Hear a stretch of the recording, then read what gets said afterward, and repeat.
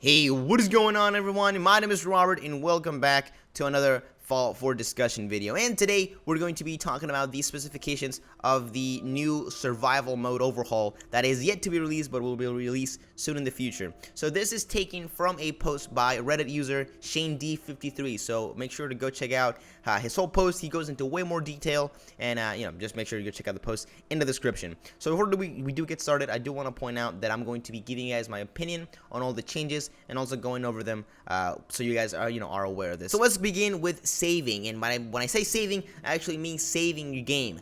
Manual and quick saving are disabled. The only way you can save your game is to find a bed and sleep for at least an hour. This might sound tedious at the beginning. I don't want to go to a bed, but it adds more to the role-playing aspects. It adds more to the immersion factor. This actually reminds me of Dead Space 2 Hardcore Mode, which the only way you could beat that game, or not beat it, but you can only save 3 times throughout the course of your playthrough. So I think it adds way more immersion that anything else could add, because it's like, oh, I can only save while I sleep. It kind of adds like this feeling of like, oh, I'm actually have to take care of myself and all this stuff.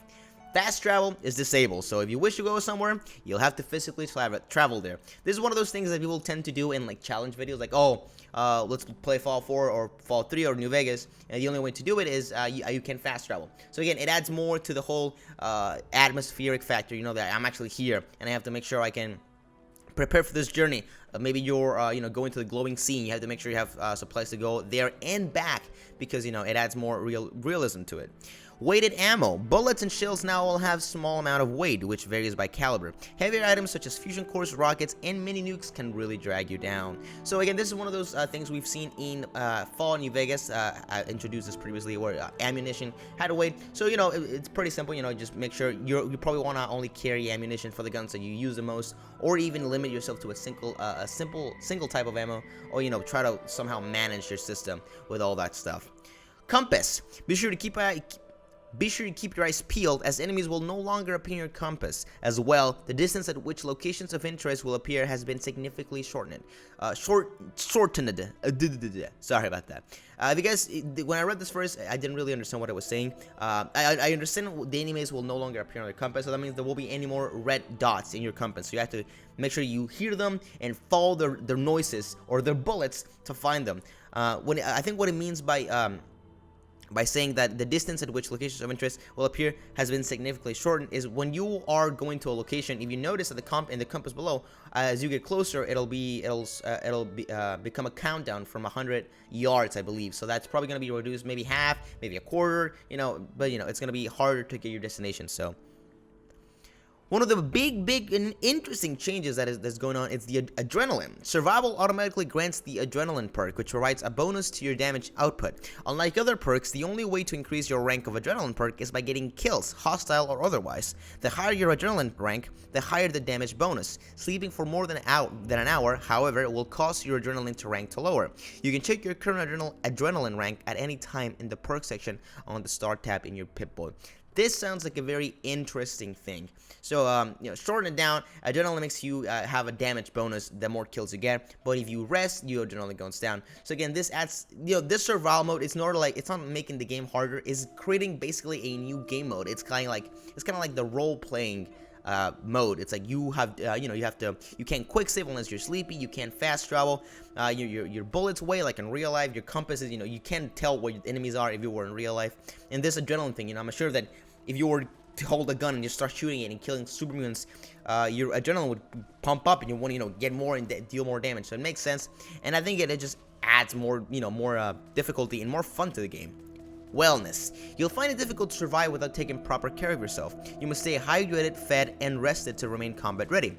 Going for extended periods of time without food, water, or sleep will begin to adversely affect your health, hurting your special stats, adding to your fatigue, lowering your immunity, and eventually even dealing physical damage to you. So again, this whole thing with diseases and this whole thing with hydrated, fed, and rested, we've seen this stuff in Fallout New Vegas. We've seen that you need to drink water, sleep, and eat. We've seen this stuff, but that actually, hurting your special stats, I think that was also a fact on New Vegas. So we can see that Bethesda is actually okay. Maybe we should have added this before. Fallout New Vegas introduced a lot of good stuff that people really like. So let's go, put it back into it. So it just makes the game even greater. Fatigue, as I mentioned before, fatigue works like radiation, but affects your action points rather than your health. The more fatigue you build up, the less AP points you'll be able to you'll have for other actions. The amount of fatigue you've accumulated is displayed in red on your AP bar. So this means, I mean, you guys probably understand, but if you don't, you guys understand how radiation works. Where the more irradiated you get, the less health you can heal yourself up, and I guess the more fatigue, the less AP points, just like it says. So that means you won't be able to use as many VATs or sprint for less amount of time. Sickness. A compromised immune system and a few questionable decisions can end up getting you killed. Eating uncooked meat, drinking unpurified water, taking damage from disease-ridden sources such as ghouls and bugs, or using harmful chems all put your body at an increased risk for various ill effects. When you are affected with an illness, a message will appear on your screen.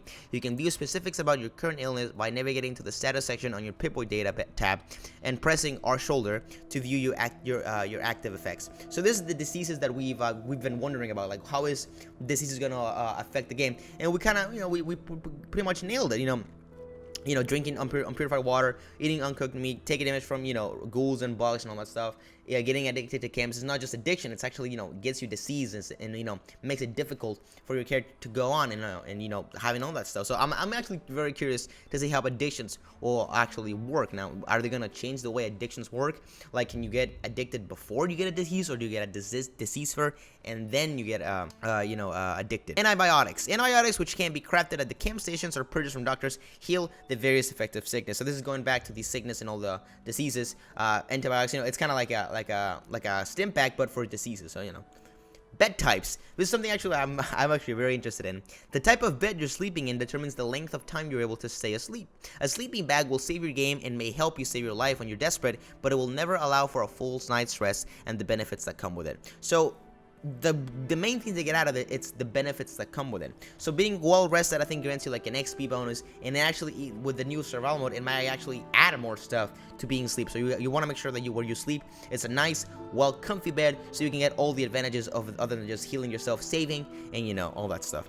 Crippled limbs. Crippled limbs will no longer auto-heal after combat and will remain crippled until healed by a stim pack. So if you guys don't know, the whole crippled limb system was kind of dumbed down for Fallout 4. As previous in Fallout 3 in New Vegas, you had to actually heal your limbs to actually uncripple them or go to a doctor. Right? All you do if you get crippled in Fallout 4, you just take a stim pack wherever. You can only take it at one place and you get healed. So I'm kind of glad that they're bringing this back. Carry weight. Exceeding your carry weight reduces your endurance and agility stats and periodically damages your legs and health. Think of your back. So this is something really interesting. So like usually, I'll get to the point where I'm carrying too much stuff and I'll be, I'll just walk to the destination. I have no problem with that. But this actually makes me want to like, I have to actually drop stuff. I can't just carry everything because my legs will probably cripple. My endurance and agility stats, they decrease and they get hurt from this. So this is actually a very smart addition.